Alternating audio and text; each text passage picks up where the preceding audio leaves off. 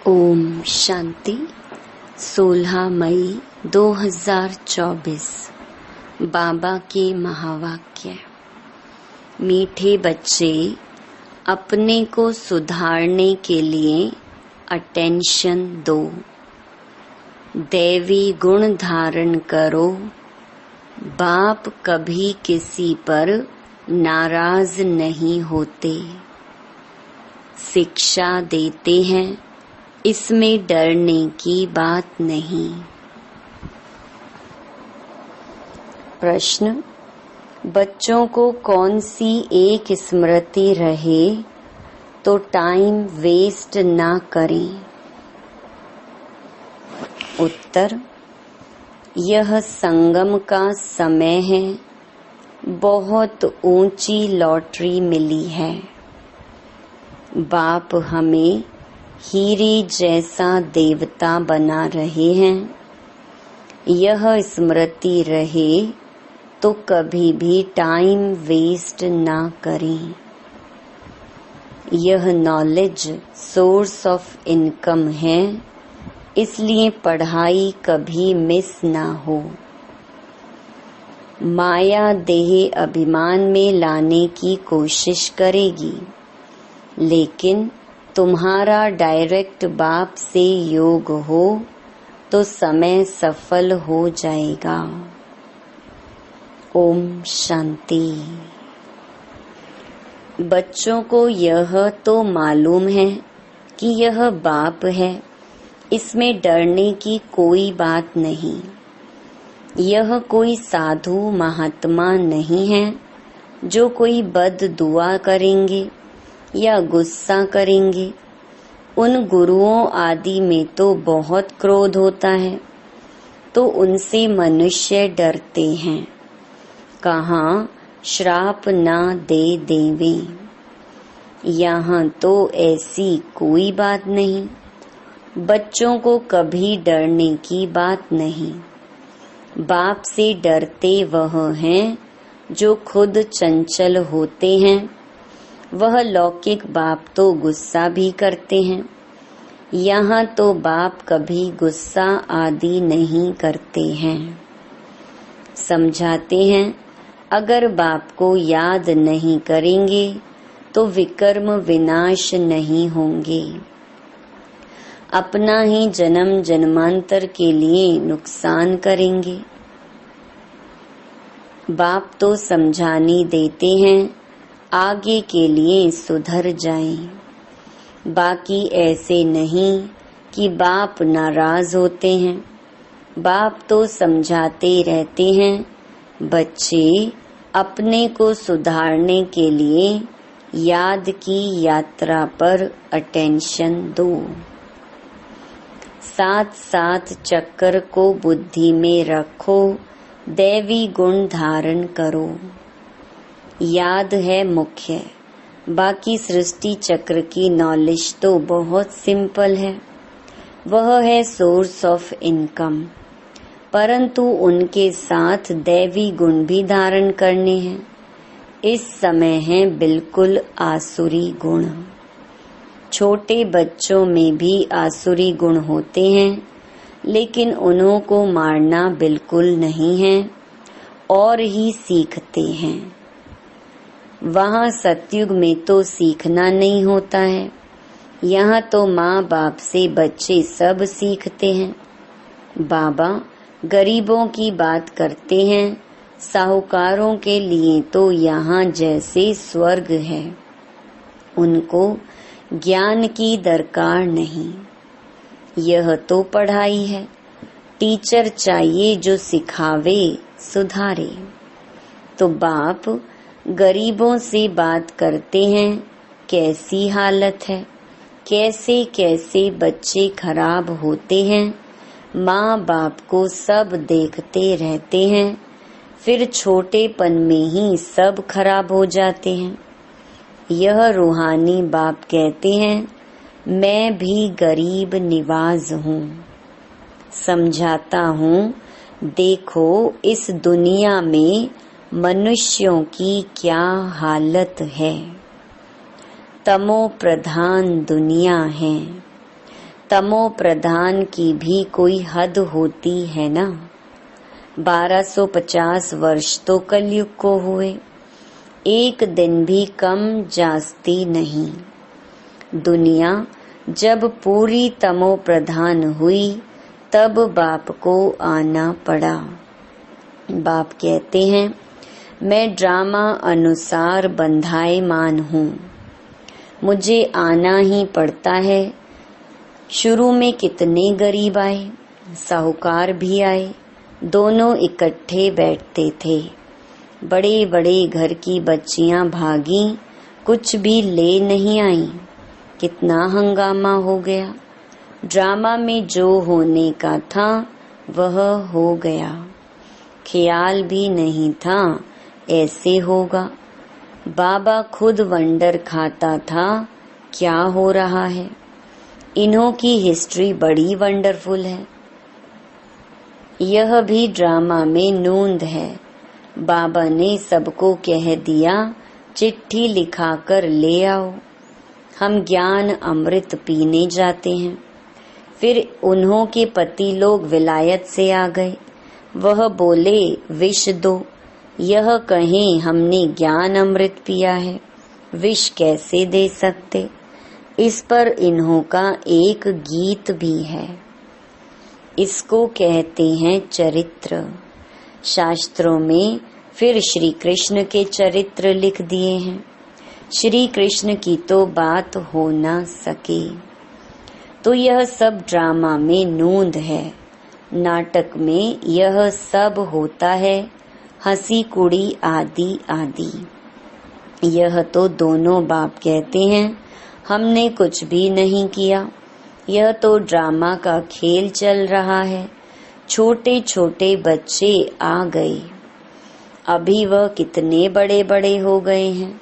बच्चों के कितने वंडरफुल नाम संदेश पुत्रियां ले आईं। फिर जो उनसे भाग गए उनका वह नाम तो है ही नहीं। फिर पुराना नाम शुरू हो गया, इसलिए ब्राह्मणों की माला होती नहीं। तुम्हारे पास कुछ भी नहीं है, पहले माला फेरते थे, अभी तुम माला के दाने बनते हो। वहाँ भक्ति होती नहीं। यह नॉलेज है समझने की, है भी सेकंड की नॉलेज। फिर उनको कहते हैं ज्ञान का सागर।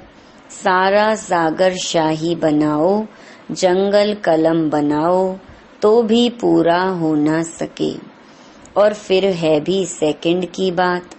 अल्फ को जान गए हो तो बेबादशाही जरूर मिलनी चाहिए। तो वह अवस्था जमाने में अर्थात पतित से पावन होने में मेहनत है। बाप कहते हैं, अपने को आत्मा समझ, मुझ अपने बेहद के बाप को याद करो, इसमें है मेहनत। तदबीर कराने वाला टीचर तो है, परंतु किसकी तकदीर में नहीं है तो टीचर भी क्या करे। टीचर तो पढ़ाएंगे, ऐसे तो नहीं रिश्वत लेकर पास कर देंगे। यह तो बच्चे समझते हैं, यह बाप दादा दोनों इकट्ठे हैं। ढेर बच्चियों की चिट्ठियां आती हैं बाप दादा के नाम पर। शिव बाबा केयर ऑफ प्रजापिता ब्रह्मा, बाप से वर्षा लेते हो इस दादा द्वारा। त्रिमूर्ति में है, ब्रह्मा द्वारा स्थापना कराते हैं। ब्रह्मा को क्रिएटर नहीं कहेंगे, बेहद का क्रिएटर तो वह बाप ही है। प्रजापिता ब्रह्मा भी बेहद का हो गया। प्रजापिता ब्रह्मा है तो बहुत प्रजा हो जाएगी। सब कहते हैं great great grandfather. Shiv Baba को ग्रेट ग्रेट ग्रैंड फादर नहीं कहेंगे, वह तो सभी आत्माओं का बाप हो गया। आत्माएं सभी भाई भाई हैं, फिर बहन भाई होते हैं।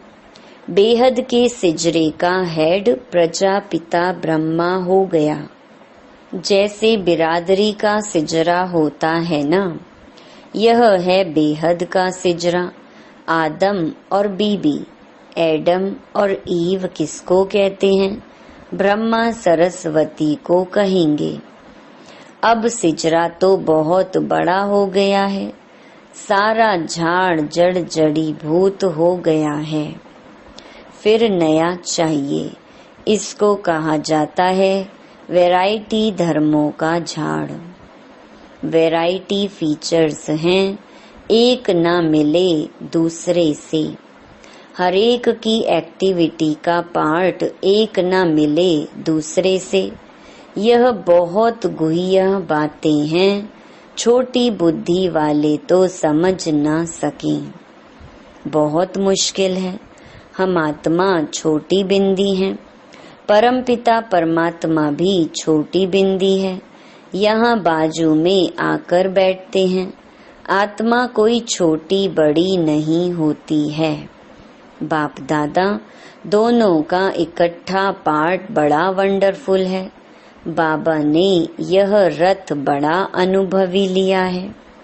बाबा खुद समझाते हैं, यह भाग्यशाली रथ है। इस मकान अथवा रथ में आत्मा बैठी है। हम ऐसे बाप को किराए पर अपना मकान व रथ देवें तो क्या समझते हो?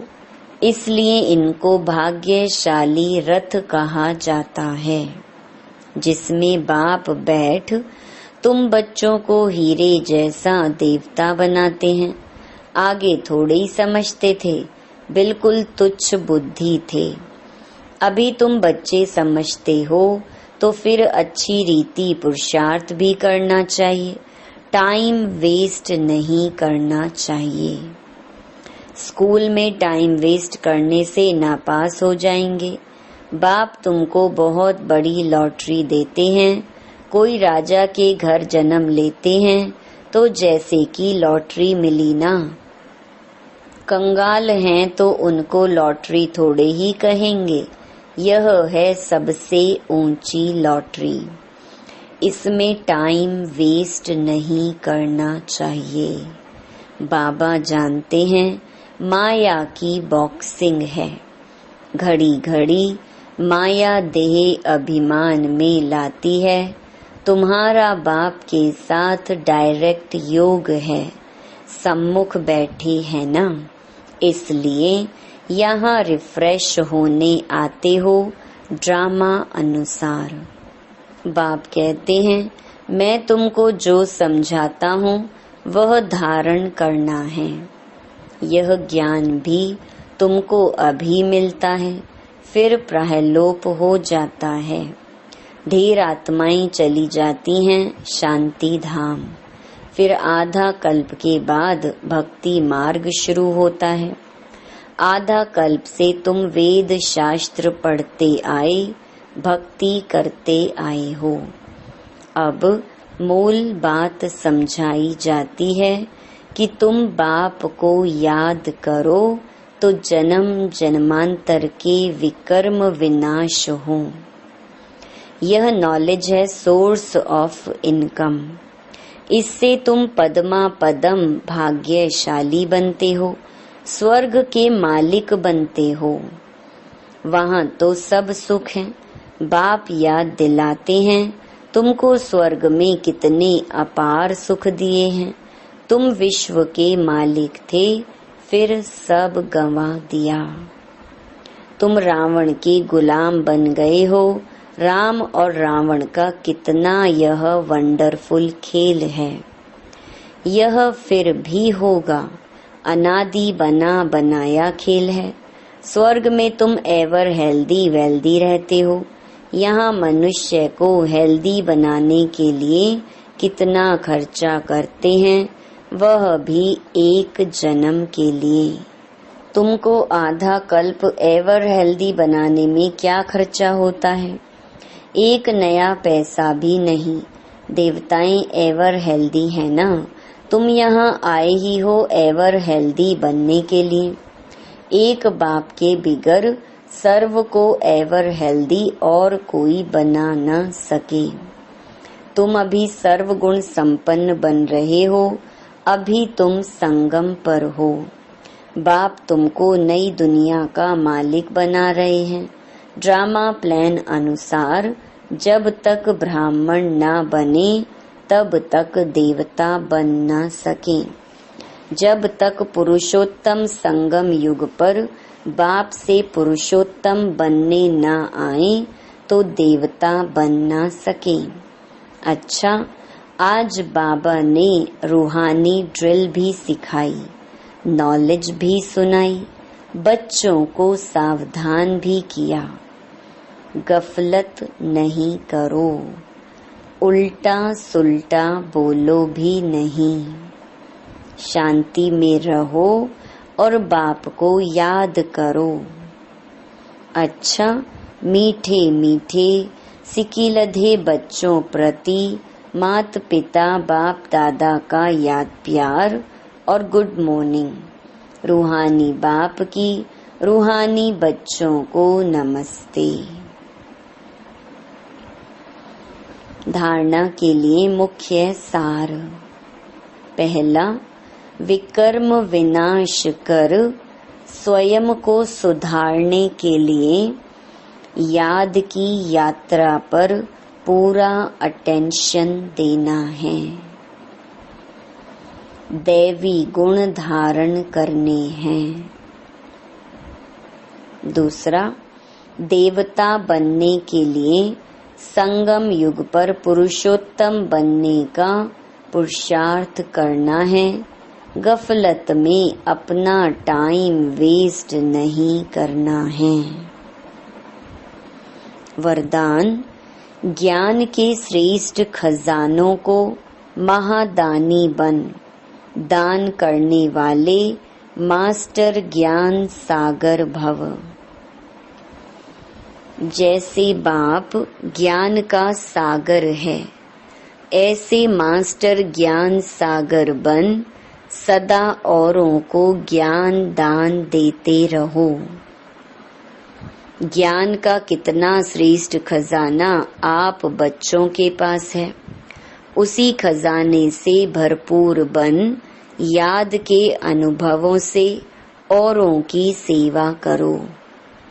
जो भी खजाने मिले हैं महादानी बन उनका दान करते रहो, क्योंकि यह खजाने जितना दान करेंगे उतना और भी बढ़ते जाएंगे।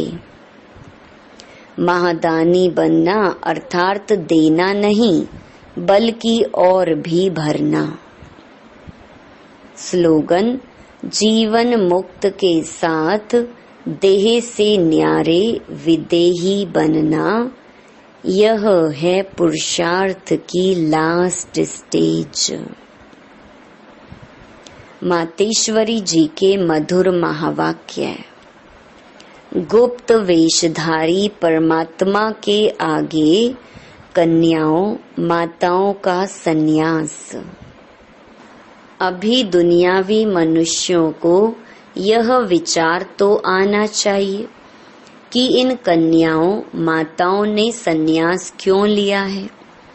यह कोई हठ योग कर्म संन्यास नहीं है, परंतु बिल्कुल सहज योग, राज योग, कर्म योग संन्यास जरूर है। परमात्मा खुद आए जीते जी देह सहित देह के सभी कर्मेंद्रियों का मन से संन्यास कराता है, अर्थात 5 विकारों का संपूर्ण संन्यास करना जरूर है। परमात्मा आए कहता है, दे दान तो छूटे ग्रहण। अब माया का यह ग्रहण जो आधा कल्प से लगा हुआ है, इससे आत्मा काली पतित बन गई है। उनको फिर से पवित्र बनाना है।